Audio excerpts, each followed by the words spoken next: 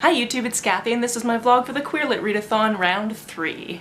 Look at me, actually remembering to start the vlog with a nice stationary camera situation. I just filmed my weekly wrap-up, so I need to put that together and then upload it and caption it, all that good stuff, and then I can finally start with my reading for the readathon. I actually spent a good portion of this morning, kind of between like 6:30 and 8, finishing a book that had nothing to do with the readathon so that I wouldn't have to put it aside and then start reading readathon books. In case you didn't see my TBR video, let's just go through a quick recap of what I plan to read this week. First we have La Bastrada. I believe this takes place in Western Africa. I believe it's a historical fiction and it's my translated novel. Next we have A Taste of Honey. I know this is a male-male romance between soldiers, and this was a recommendation by Yvette, who is our guest host this time around. Our group book this time around is We Set the Dark on Fire, so I'm very much looking forward to getting into this. It's also the Latinx book club pick this month, so that just worked out perfectly. I was actually really hoping that the audiobook would come in on a hold for me so I could listen to it this week, but it hasn't, and it doesn't look like I'd be getting it for another like 3 weeks, so I'm going to have to read the physical copy, which is totally fine. It just means that none of the things on my TBR are audiobooks,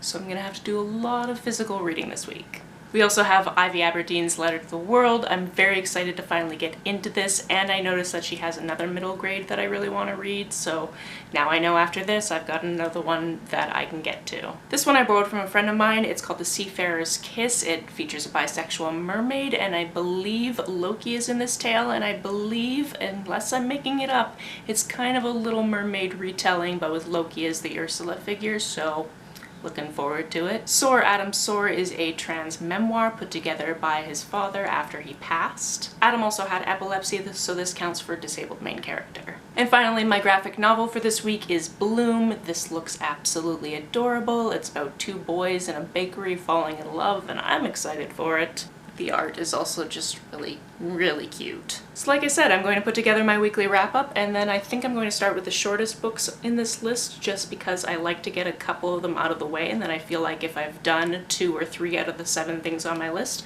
I could actually maybe get through all 7 in the week. Do not expect this type of quality for the rest of the vlog. We all know that it's going to be bathroom updates and walking to work updates from here on out. Well, it turns out that YouTube is super broken right now and won't let me upload my weekly wrap-up, so I guess it's time to start reading. Update. YouTube is still not working, so I was able to upload my video, but it hasn't processed, and it's been processing for like an hour, so we'll see when that one eventually gets up. I have just finished La Bastrada. It could have been longer, and I say that mostly because like the plot seems super rushed, and you didn't really get enough time to actually care about the characters. And I don't know if that's part of it being translated or if it was this brief when it was written originally in Spanish. I don't know. The story was okay. I really hated the way that women were treated in this society, but that's obviously a true-to-life type of thing, so there's that. Next, I am going to start A Taste of Honey, because I like to start my short books first, because then I feel more accomplished on the first day.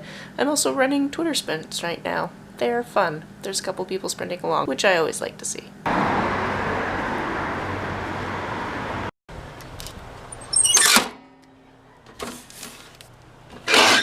Good morning. It is Monday. It is a little chillier than I thought it would be, but I don't have time to stop and put on my sweater, so we're just gonna do this. Last night I got to about 36 pages to the end of A Taste of Honey and didn't finish it because I was falling asleep. This one's non-linear and I'm having some troubles really tracking it. Not in terms of timeline, but just in terms of knowing why it's written this way, I guess. All of my neighbors think I'm weird right now. That's cool. So I'm going to try to finish that one when I get to work because I try to get there a little bit early so I can have some reading time. I don't know if I will finish it, but after that, I'm going to start Ivy Aberdeen. I'm very excited for that one. Hello, I'm home from work. I finished A Taste of Honey while I was at work and started Ivy Aberdeen. Now I'm going to sit on my exercise bike for 45 minutes and either watch booktube videos and or read some more Ivy Aberdeen. I should probably read more because readathon, but also I should be watching videos because supporting the community. So I'm sure both of the things will happen. Alright, I watched some videos, read some of the book, all while getting sweaty, and then I ate some food, had a shower, drank some water, tweeted about my shower like the millennial that I am. This is middle grade, so there's a chance I could finish this tonight, but I read really slowly, so maybe not. The one thing I wanted to point out right now is Ivy's best friend's name is Taryn, and that's my best friend's name, so that was delightful. It's just the little details that make you like something so much better. In any case, I'm gonna get more into this and see if I can finish it tonight. Probably not, but maybe. Bathroom update before I pass the hell out. I haven't finished the book like I didn't think I would. I will probably, hopefully finish it tomorrow at lunch at work. Tuesday is the one day where I read the least because I work all day and then I go to my best friend's for dinner and Survivor because we're dorks. So hopefully I finish it and hopefully I can start on one of my other books. I'm hoping to start Sore Adam Sore tomorrow, but we'll see how it goes.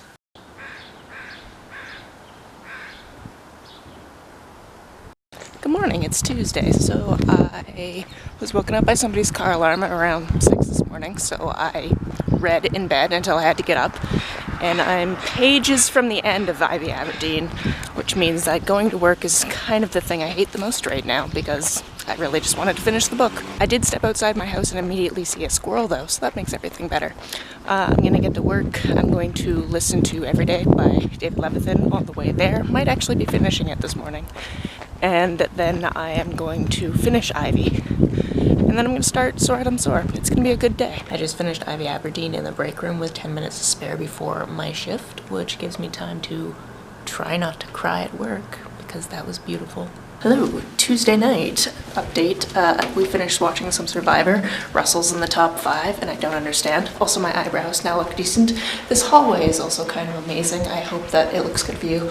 I paused my TBR to read Neil Gaiman's the one that was like touted as a LGBT retelling, but it is not. Just two girls happen to kiss. That one, because one of the librarians really liked it. I liked it. It's not LGBT. It's fine. I enjoyed it. It's really good. Also, Chris Riddle's illustrations are beautiful. So there's that. I read maybe like 10 pages of Sore Adam Sore because Tuesday I get no reading done. So I'm gonna go home, try to read a few more pages, pass out, and go to work tomorrow. To be clear, the thing with the sleeper in this window was probably a marketing problem. It was a good story, regardless. Good morning, it's Wednesday. I didn't get any reading done when I got home last night because my roommate got home at the exact same time and we hadn't seen each other all day.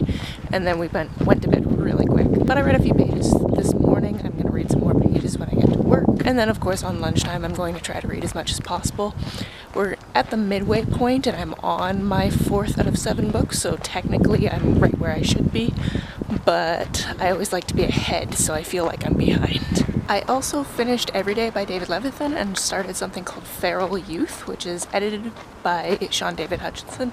It's a collection of, I believe, 10 different authors writing stories, and it's got a really interesting premise. I'm thinking it is kind of based off Canterbury Tales, in that all these teens are in the woods and they have to find their way out of the woods in 3 days, and to kill the time they are telling stories, which seems interesting. I've only gotten through the first story so far, so I'm going to see how it goes, but I'm liking the framing device. As it turns out, there's this stomach bug going around work that does not sound very pleasant, and given the fact that I feel like absolute garbage, like sore throat, headache, lightheaded, all that stuff, and my stomach is starting to feel a little bit weird, I elected to take the rest of the day off on the off chance that I just need to vomit for 5 hours straight, because I would rather do that in my own house than in the staff bathroom. So I'm hoping that's not what it's gonna come to. I'm hoping I'm gonna go home, have some toast, and have a nap and feel better, but we'll find out. So I'm reading Sore Adam Sore and kind of just sobbing to myself because I think I knew going into this,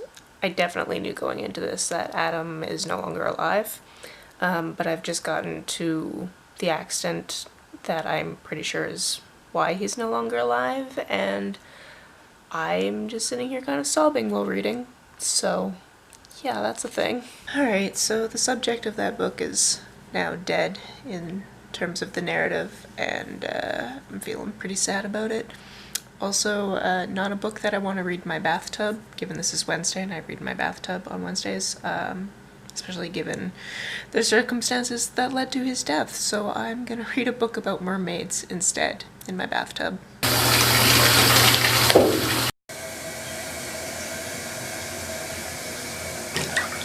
morning, it's Thursday and this is my I just got out of bed on my day off to do Twitter sprints look. It's great. Last night I got to about the halfway mark on both Soar Adam's Soar and Seafarer's Kiss, so I'm hoping to finish at least one, if not both of these today. I'm running 2 sets of Twitter sprints, so that will definitely help. Right now I'm currently making coffee, which will also help.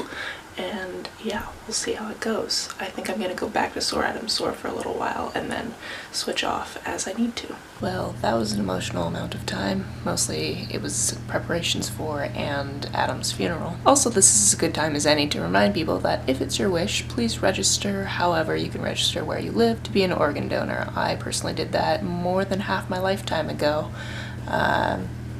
And yeah, I recommend it. Alright, it's just after 1 o'clock and I finished Soar Adam's Soar after crying like a baby no less than 7 times, so I'm going to put on my workout gear and I'm going to sit on my bike for 45 minutes and read some more of The Seafarer's Kiss. I don't know what possessed me to ask people about what they like to eat while they're reading, because now I'm like 4 times hungrier, so I'm going to have some carrots and hummus and I'm going to keep reading some of this because we're sprinting, and then maybe after sprints I'm going to take myself out for food because I'm hungry. This morning my friend Rena sent me a link to a podcast episode of 99% Invisible called Palaces of the People, all about libraries, and I'm listening to it right now, and now I need to read the book that this person on the podcast wrote because I'm digging it. I finished The Seafarer's Kiss. I really enjoyed it. It is a wonderful retelling of The Little Mermaid, and there was a big twist that I did not see coming, and really enjoyed it. That also means that I'm now ahead of schedule, and I have started my 6th book of the challenge, which is We Set the Dark on Fire. I just started it. I'm in the 1st chapter. I'm enjoying the premise so far. It seems interesting. Apologies for the rolling suitcase sound in the background, but I'm on my way to my best friend's house. She's going away for the weekend, so I'm pet sitting, and of course I'm bringing way too many books for the trip. Yeah, there's like 5 books in my suitcase. I'm not gonna read them all. That's fine. You get to see her pets, and I'll probably film some things in her house.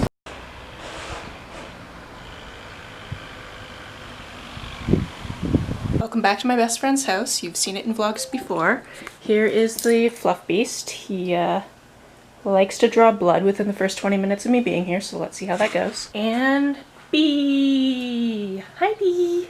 She's my favorite. There's also Luna, who is currently hiding. Somewhere in here, there is a frog named Kermit.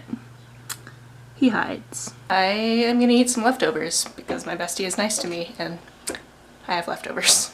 And of course, anytime I have food, Bee thinks that she's getting food, which is just, no, it's for me. I found Kermit. He's super weird. Sometimes I think he's dead, and it's creepy. Also, I made coffee and am really enjoying this and hoping to finish it today. I'm doing pretty good. So I've got about 100 pages left in We Set the Dark on Fire. I'm really enjoying it. I'm listening to Natasha's live stream in the background because that's fun.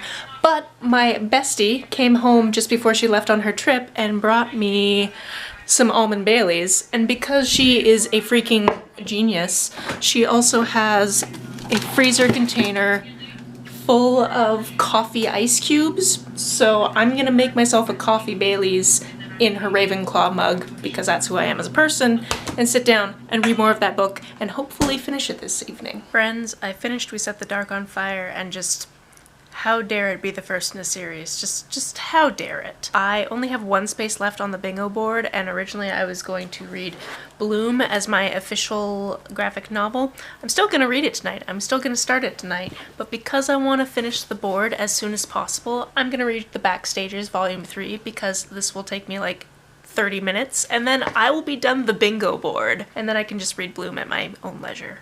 I'm not even like 6 pages into this comic book and I missed these boys so much and I'm so delighted by it. I did the thing. I blacked out the bingo board. It's all done and it's still Friday night. Maybe I should do literally anything else but read. I'm probably still just gonna start Bloom though. I did a Twitter poll to ask if I should just start reading Bloom right now or if I should start editing this vlog right now, and y'all said that I should read Bloom. For some reason I didn't put should I pass out on the poll, which I probably should have done. I'm gonna start reading Bloom B is gonna hang out with me while I do that because she sleeps with me. And I'm probably gonna get not very far in and then go to sleep. But that's okay, because I can finish it tomorrow. So last night I thought I was just going to read a couple of pages of Bloom and then pass out, and then like 45 minutes later I'm more than halfway through and didn't want to put it down, but also it was past my bedtime, so I did that. I'm sleeping in a different place obviously because I'm house sitting, so I woke up super early and ended up making a survey for the third round of Queer Lit Readathon, which I will leave the link to down below.